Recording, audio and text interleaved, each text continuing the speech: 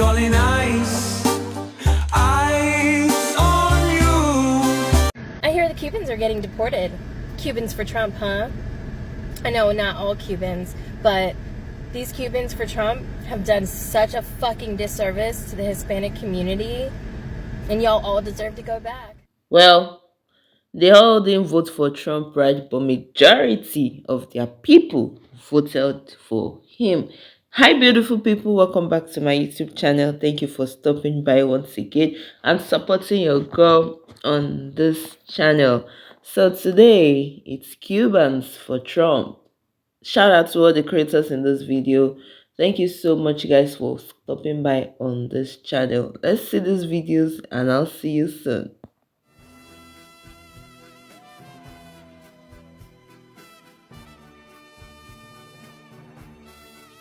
Here's the thing, Cuban Americans may not be the only nationality of Hispanics that voted for Trump. We know that. But we are the most equipped. We are the ones with the most privilege right now to be able to talk about these things. We are the ones that should have been talking about this before.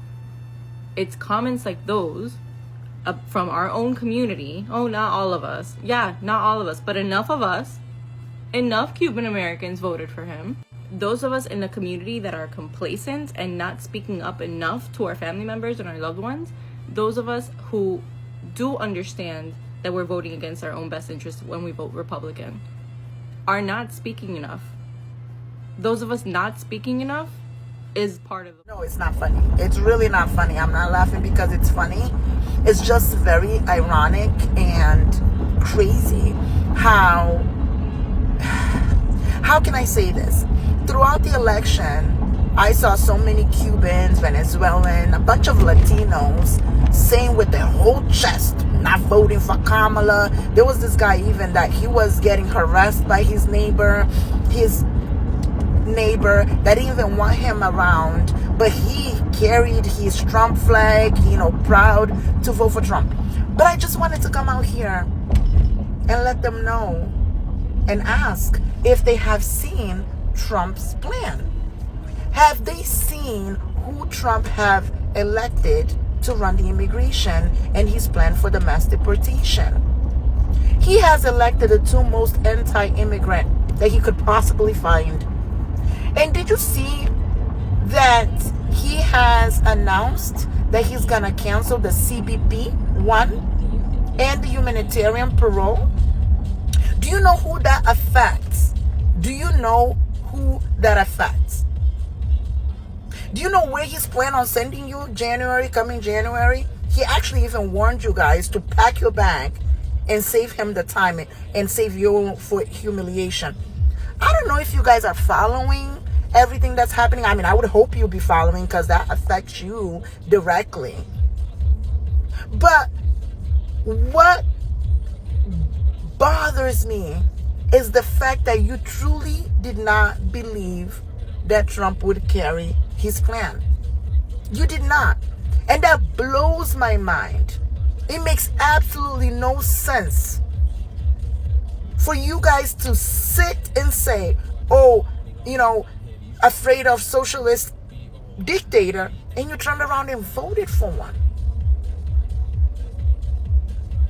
Anyway, good morning. Questions for Cuban Americans and Cuban Americans only. I'm going to say it with my whole fucking chest. I'm going to say it in English because I know you understand me. Because how can you look your family members in the eye? The family members that you just brought over from Cuba, that you just helped bring over here in the last 2 years with Biden's CBP1 program. How can you look them in the eye and tell them that you love them when you voted for the motherfucker who just, with the stroke of a pen and a memorandum in the last 48 hours, has completely invalidated their immigration status?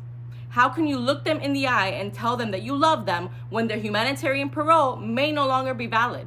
When their I-94, the legal visitation process that they went through to come to the U.S.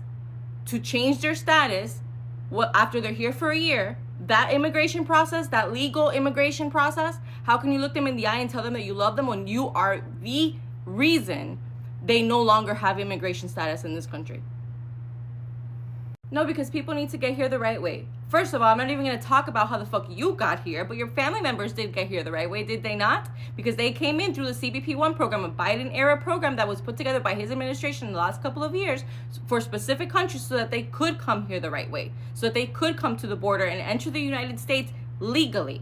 And I can talk about that program because I have family members who have also used that program to get here. They make an appointment with the CBP-1 app. They wait patiently for an appointment because sometimes it has taken 2 months, 3 months, 4, 5, 6 months to get an appointment. They go to their appointment at the US border. They speak with a CBP officer. They get an interview and interrogated by a CBP officer who then determines if they get approved or not to come into the United States legally.